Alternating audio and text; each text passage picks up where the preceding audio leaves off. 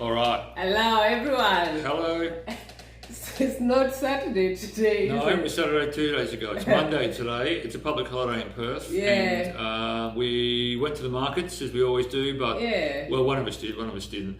It was my birthday on Saturday, so we didn't do a video, and I wasn't very well. I had an issue with my eye, ate too many carbs on Thursday, and paid the price for it. But I'm doing much better now, so that's exciting. Hooray! Now, what are we talking about today? We have an interesting topic about eating for your gut. Well, that's what we always talk about, but we're talking about eating fresh food. And the topic is in regards to enzymes. What the hell is an enzyme, and why is that important? We have two types of enzymes. Okay. You're supposed to ask me. Yeah, you go. I'm going to give you an introduction. Come on. That's all. We have two types of enzymes. One is called metabolic enzymes. Yep. And the other one is called digestive enzymes. And what's the difference between these two? And Ben is going to explain to us. All right. So, two main classes of enzymes. There's lots of different types of enzymes, but these are the main classes. So, digestive enzymes you get from food. They're present in food already, raw foods. Yeah. Metabolic enzymes are internal in the body, and you need them for all your different organs to function: heart, liver, kidney, spleen, lungs. But you also need them for digestion of carbohydrates, lipids, fats, protein, vitamins, minerals, anything that involves nutrition. You need enzymes to actually allow that reaction to happen in the body. So they're incredibly important for that reason. Okay. So we're talking about, eating, the importance of eating fresh food. We were talking earlier about eating, when you have your raw kale, how that is important. When you have your parsley, your herbs. Yep. When you have your capsicum in your salads. So these foods contain enzymes, and if you cook them, live enzymes. Then yes, they're live. And if you cook them, then you break them down and you destroy them. So that's why it's very important to have some raw food with the cooked food. That's kind of how that works. Okay. So I've always been wondering what's with the fresh food, what's with the eating raw food, but obviously it does play a big part in the absorption of nutrients. Yep. Otherwise sometimes cooking food, does it destroy nutrients sometimes? It destroys enzymes. Because enzymes break down into light and heat. And not totally and absolutely, but you destroy a lot of them from just heating them up, which is why you only really find them in raw foods. And I was taught, from my grandfather, who was a medical doctor, but he always taught that you couldn't eat any cooked foods until you had the salad. So the salad was always served first at the meal, and you had to eat that stuff, and you had to get some of those enzymes to get your digestion going, and then you could have the cooked stuff. But not until you ate the raw stuff. It makes really so much good sense, isn't it? That to kickstart your digestion process when you're eating food. Yep, absolutely. And if you want more enzyme in food, some foods have more enzyme in them than others, and these are basically fermented foods. So if we talk about, Angie's made some kimchi, which we make quite often, which is really just cabbage and salt. Yeah. And she's got some carrot in there. It's very simple to make, but no one does it. Don't know why. Really easy and very, very good for you. Really good for you. So that's a live food. I quite like miso. I don't get into the whole soy is for the devil and no one should eat it. I like miso. I like soy. I eat a lot of it. Okay. And that's a good one too. We have also natural yogurt. It's very, very good for you. Natural yogurt without any additives. Yep. No sugars. So a lot of good healthy bacteria and a lot of good enzymes. And really probably the richest enzymatic food on the planet is raw honey, unprocessed honey. This is Manuka. And there's more enzymes in honey than basically any other food on the planet. It's an incredibly good thing to have. Yeah, I love honey. If it's not heat treated.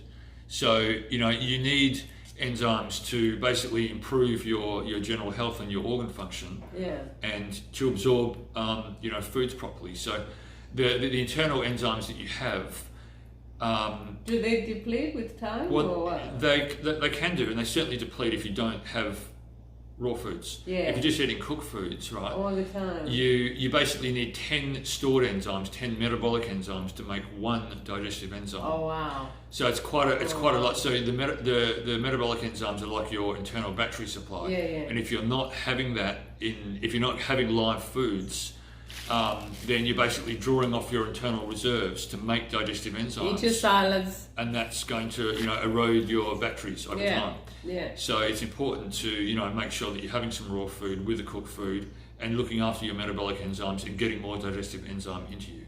That's important. So concept. It's really good for for the overall wellness of your health and pretty much your gut. And your gut health in particular. And historically, all cultures have basically had some form of fermented foods. It doesn't matter if you're Asian or if you're African or European. You remember me telling you that we used to eat raw sweet potato, and we're like, no, you can't eat raw sweet potato. Well, it just seemed weird to me. I don't know. But it's actually very. What do you do? Well, it's nothing to do with white people. In our culture, it's different. A bit unusual. So because probably sweet potato is not part of your dietary.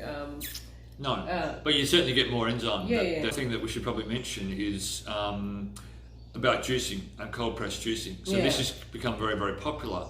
And the reason why cold press juicing is good and what that actually means, cold press means the blades on the juices spin very, very slowly and they don't generate a lot of heat. And if they don't generate heat, they don't destroy the enzymes.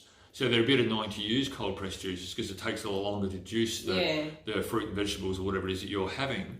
But that's the reason why. That is why there was that juicing revolution. It was big. It was big for quite a while, and it still is actually. It hasn't gone anywhere. I think everyone should make it part of their. Cold press juicing is very, very good. We have the cold press. We've got one, and we use it occasionally. We should probably use it a bit more often, but there we go. Yeah. There's a really good book if you're interested in learning a bit more. This is one of the books that everybody references. This is called Enzyme Nutrition, and this is written by a medical doctor called Edward Howell, and Dr. Howell used really nutrition and enzymes and nothing else in his clinic for about 50 years. So he's one of the ultimate gurus of food enzymes basically, and having food enzymes in your body. It's super important for that reason. Okay, so I think that's about it for us today. What's the thing you forgot to do again at the start of the video? You should just put a disclaimer that everyone should put a disclaimer. We are not. We're giving general advice only. This is not medical advice. This is discussions on food and nutrition. If you've got a particular condition that you want help with, then you need to consult with me privately or your naturopath or a doctor, whoever. Anyway. So we just need to make that clear that if you're trying to cure a disease, you've got to work with a professional and not probably try and just watch these videos and do it by yourself. It's a good place to start. But, So if you have any questions, please contact us. We like questions. We've had a few recently, and so this is why we're doing this next one on enzymes. It's very encouraging when you guys write to us and tell us how good we are doing. I think that's the main point. Or how not good we're doing, or just what you're interested in. What your thoughts are, anything. But it's encouraging to hear the positive. It's good for us because it helps us then create these videos. One of the questions we've had a lot about was about fatty liver.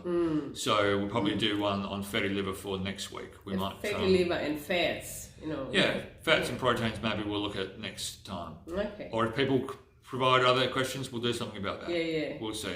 But all anyway, that's about enzymes. Get them into your raw food. I was in my casual today. It's Monday. It's public holiday here. She's got her name on her dressing gown. That's fine. No judgments. That's cool. Hopefully that helps, and we will look forward to seeing you again next week. Take care, guys. Bye.